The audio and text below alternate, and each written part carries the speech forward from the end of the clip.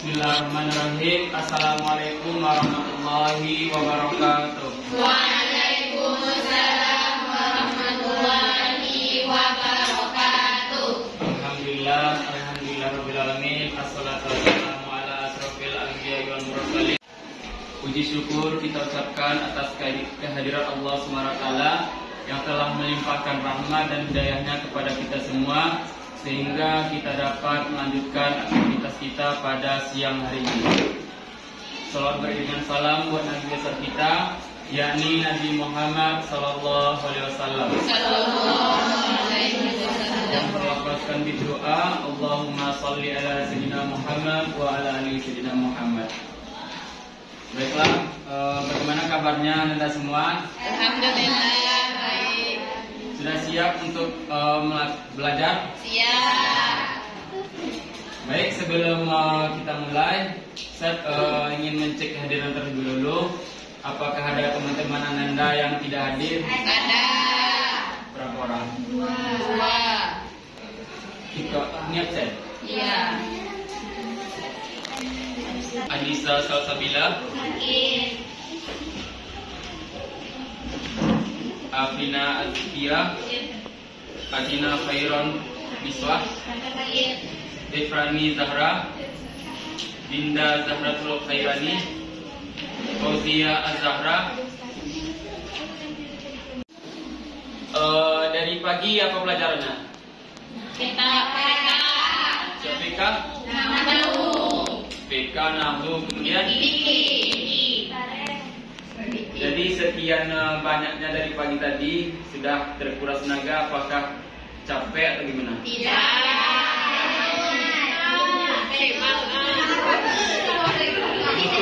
Betul is breaking. Kalau begitu semuanya berdiri.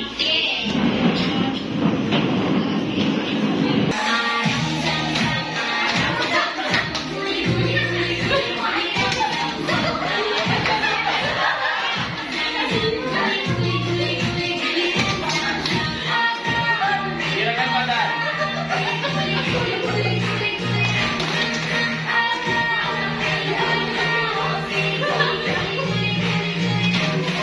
Lebih cepat, semangat ya.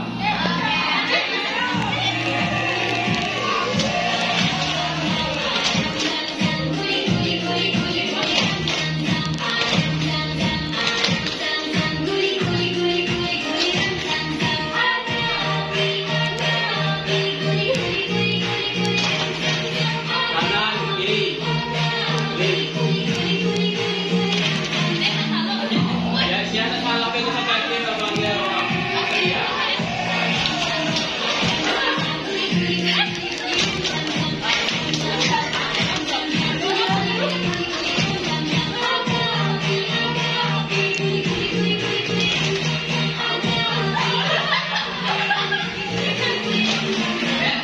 Lebih cepat.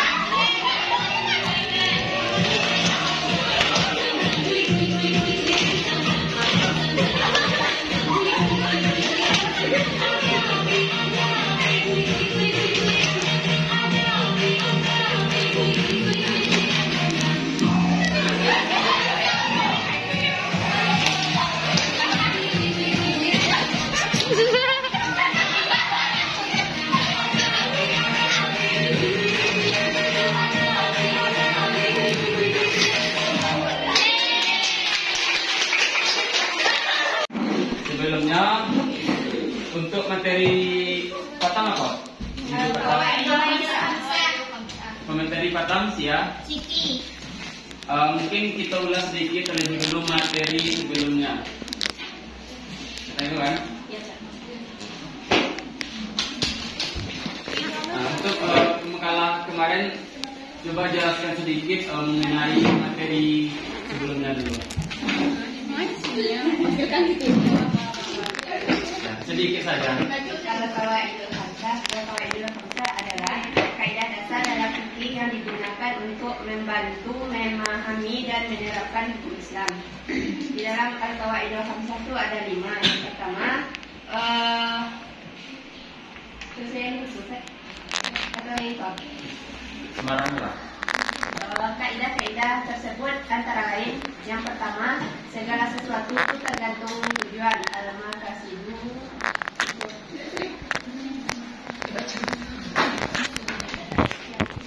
Yang pertama adalah al-amru bil maqasidiha. Segala sesuatu itu tergantung tujuan. Yang kedua adalah keyakinan tidak bisa dihilangkan dengan sebab keraguan. Al-yakinu la yuzalu bil syakki. Yang ketiga adalah al-musyaqqatu tajlibu taysiri, kesulitan menuntut kemudahan. Dan yang belum. Yang poin pertama sampai ketiga jelaskan sedikit aja. Dan menurut aku sih lah yang diketahui saja. Sudah tergantung tujuannya. Segala sesuatu itu tergantung tujuan. Berarti setiap apa yang kita lakukan itu tergantung tujuan. Jadi yang kedua, keyakinan tidak bisa dihilangkan dengan sebab keraguan, yaitu adanya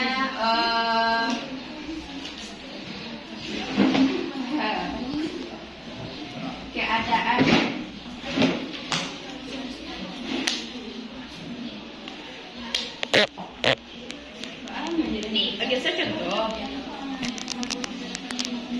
kemudahan musko ada seperti rusak atau musafah dan lain-lainnya. Mungkin sekian, terima kasih. Assalamualaikum warahmatullahi wabarakatuh. Nah, kasih tangan. Ya, siapa yang aktif dari yang mau saya kasih dia.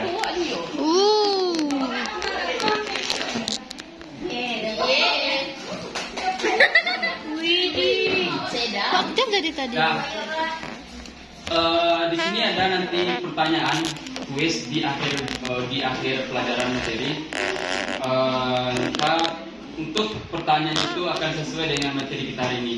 Cukup yang dua, itu bahaya dicegah dan kebiasaan bisa dijadikan sebagai hukum. Maka tolong perhatikan supaya bisa menjawab pertanyaannya. Nah, pada poin yang keempat yaitu bahaya harus dicegah, kemudian kebiasaan bisa dijadikan sebagai hukum.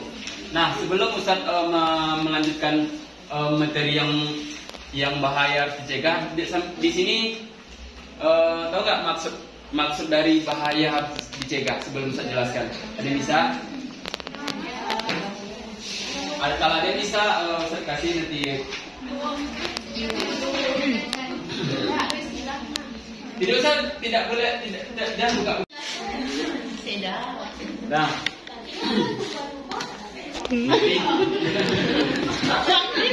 Nah, yang kedua yaitu kebiasaan dijadikan sebagai hukum. Nah, siapa bisa sebelum saya jelaskan? Nah. Hukum atau adat istiadat dari orang-orang Arab itu dijadikan sebagai landasan hukum untuk menetapkan satu syariat. Contohnya kalau di kehidupan kita sehari. Perempuan yang haid itu biasanya sebelum kalau lebih dari 15 hari itu ditetapkan karena kebiasaan perempuan karena kebiasaan haid setelah 15 hari itu ditetapkan sebagai dana istiadat. Tapi kalau belum mencapai 15 hari dalam kebiasaannya itu belum termasuk dana istiadat. Banyak guys. Nah, sampai di sini paham kan maksudnya? Paham. Nah, ini bahaya harus dicegah. Islam sangat melarang tindakan yang membahayakan diri, baik diri pribadi sendiri maupun orang lain. Kemudian prinsip ini berakar dari kaidah fikih yang menyatakan tidak boleh menimbulkan bahaya dan tidak boleh menimbulkan bahaya dengan bahaya. Nah, Ustaz contohkan yang pertama tindakan yang berpotensi menimbulkan riba. Di sini riba familiar kan? Ya. Nah, riba sudah jelas Allah menjelaskan di dalam Al-Quran melarang yang melakukan riba, baik yang memberi maupun yang menerima, baik keseluruhannya. Kalau riba ini sangat berakar, keseluruhan bisa mendapatkan dosanya gitu. Orang yang menjadi tukang catat, orang yang memberikan uang, orang menerima, orang jadi saksi, semuanya akan terlibat dan akan. Yang kedua yaitu larangan meminum minuman keras. Nah, untuk meminum keras ini bisa dikatakan seperti alkohol dan juga bisa kita ibaratkan dengan seperti narkoba. Di sini juga menimbulkan hilang akal. Kemudian kalau sudah hilang akal, sudah enggak maka akan menimbulkan kejahatan dan akan membahayakan orang lain.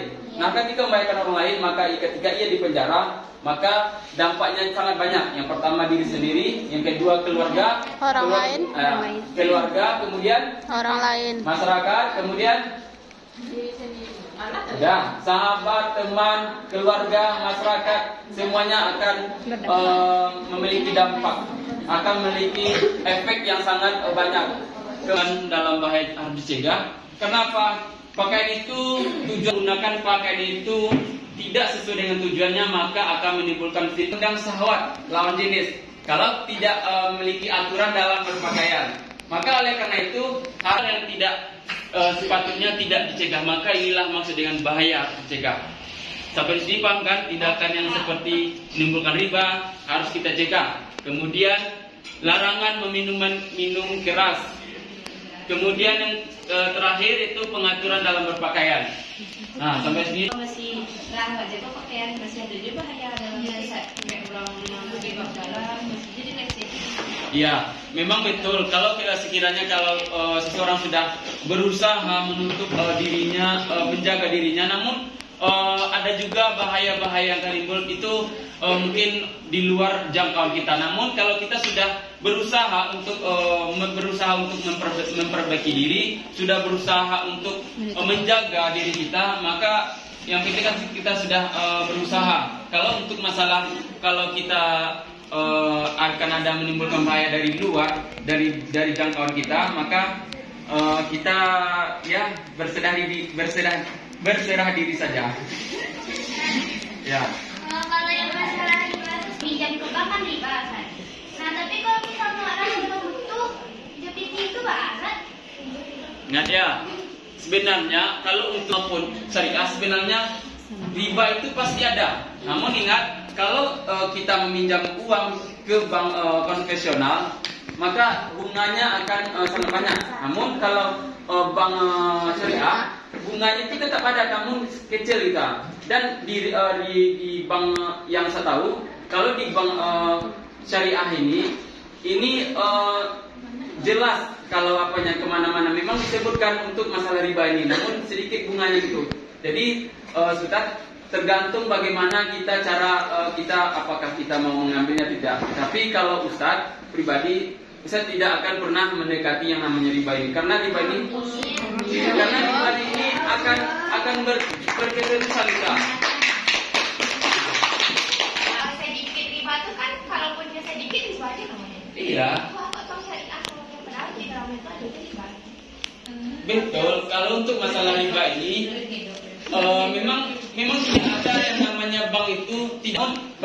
Kalau kebutuhan masyarakat kita kan banyak, jadi itu kembalikan kepada yang bersangkutan. Kalau kita mengkaji riba ini, maka tidak akan ada putus-putusnya, karena akan ada. Nah, untuk kebiasaan ini kita berlandasan dengan urf kebiasaan sebagai sumber hukum yang sah. Selama kebiasaan itu dalam suatu daerah itu tidak melenceng dan tidak bertentangan dengan syariat Islam, maka boleh-boleh saja kebiasaan itu dilakukan. Nah, Ustaz contohkan dalam kebiasaan itu ada dua. Yang pertama itu transaksi perdagangan, yang mana dalam perdagangan harganya. Kemudian ada yang seperti membayar cash, ada yang melalui via banyak kan macam-macamnya, ada yang berutang tadi kan. Maka di sini tidak dijelaskan, maka itulah jadi yang hukum yang 5 tadi, yang pertama tadi. Kemudian ada istiadat pernikahan. Dalam kebiasaan bisa dijadikan sebagai hukum. Kita contohkan dalam pernikahan. di dalam pernikahan memang mahar itu Ustaz contohkan di mahar tidak dijelaskan secara rinci berapa patokan, berapa yang harus dilakukan.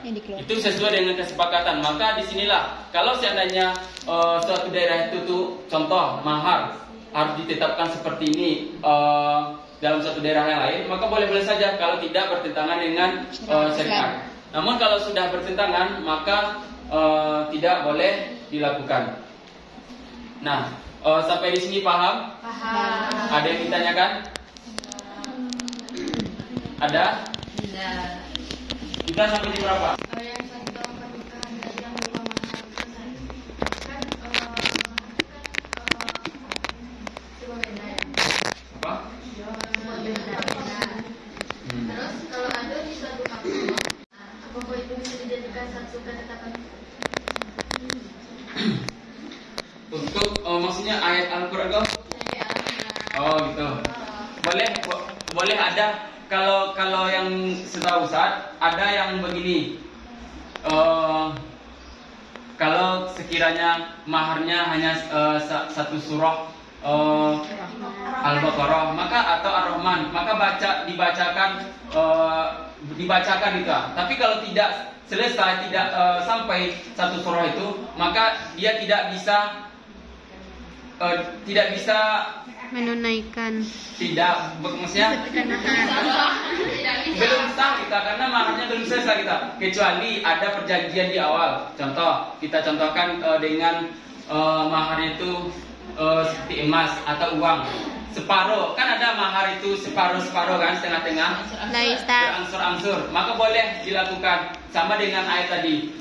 Tapi kalau untuk menjelaskan ini akan sangat memiliki banyak perbedaan pendapat juga nanti. Tapi kalau bisa ketahui, boleh dilakukan kalau hanya dia tidak memiliki apa-apa kita. Dia Bisa dijadikan satu kebiasaan.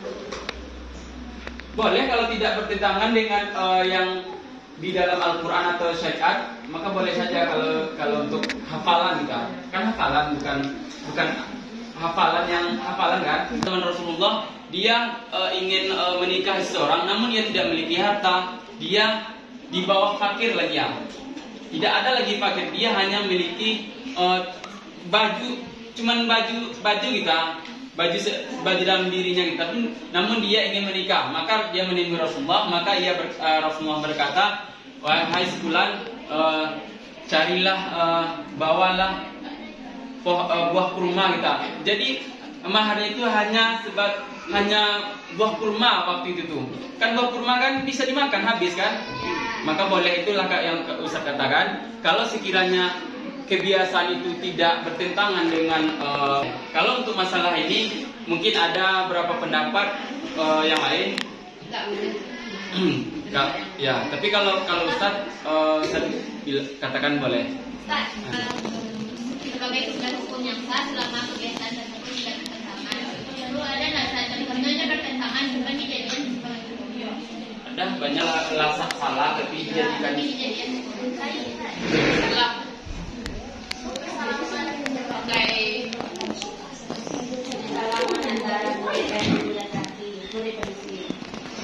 salaman. Tidak dapat ada contohnya ada. Belum, coba ulang kembali.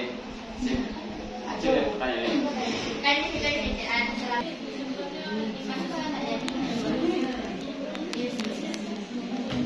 Pernah Ustaz mengajukan pertanyaan itu kepada kawan Ustaz Beriaman. Katanya bukan membeli kita, tapi istilahnya ada bahasanya itu kita. Jadi hanya perbedaan bahasa kita. Karena kalau perempuan ini kalau di situ katanya sangat dimuliakan kita. Nah, tapi itu iya. Dan itu hanya terdapat di bagian-bagian daerah-daerah tertentu, bukan keseluruhan kita. Cukup? Baik. Untuk materi kita cukupkan sampai di sini. Selanjutnya kita akan melakukan kuis.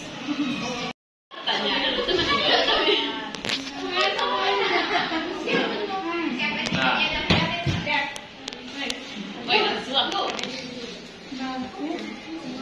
Karema.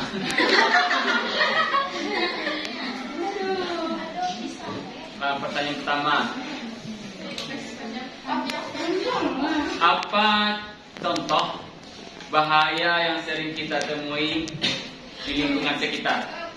Apa contoh bahaya yang sering kita temui di lingkungan sekitar?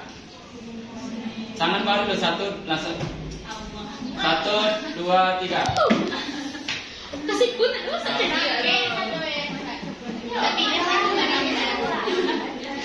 Gak ada pemilihan apa?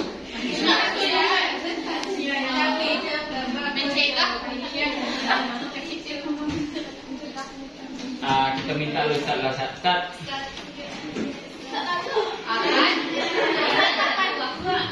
Nomor 3 boleh.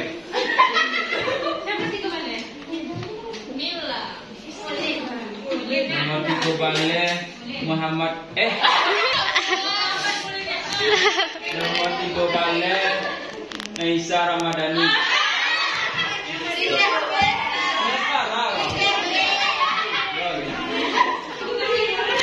Boleh nikmah.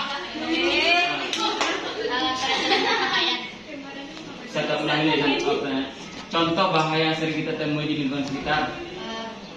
Salah-salah berpakaian. Jelaskan sedikit aja.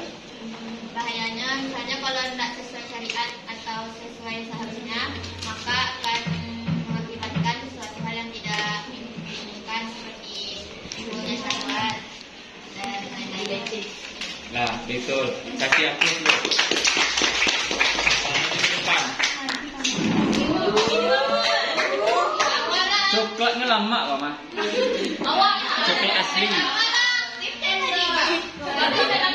Situasi apa pencegahan bahaya dapat diutamakan daripada mengikuti kebiasaan? Saya ulangi.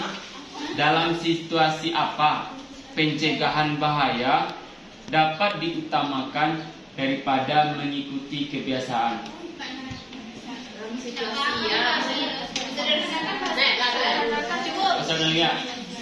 Dalam situasi apa gitu kan? Pencegahan bahaya dapat diutamakan. Dalam situasi apa pencegahan bahaya itu dapat diutamakan daripada kebiasaan yang lakukan?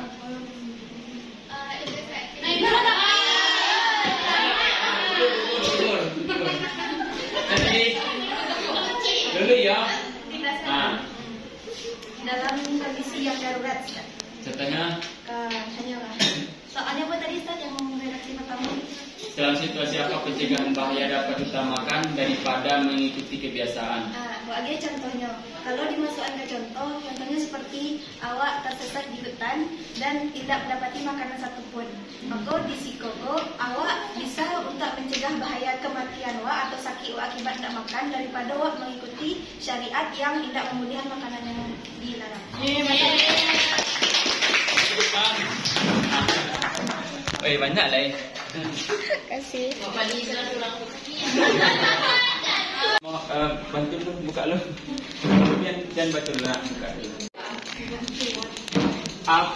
Jelaskan kau mudah ya. Kita minta Ustaz dia pemilihan. Jelaskan apa yang diketahui tentang bahaya harus dicegah.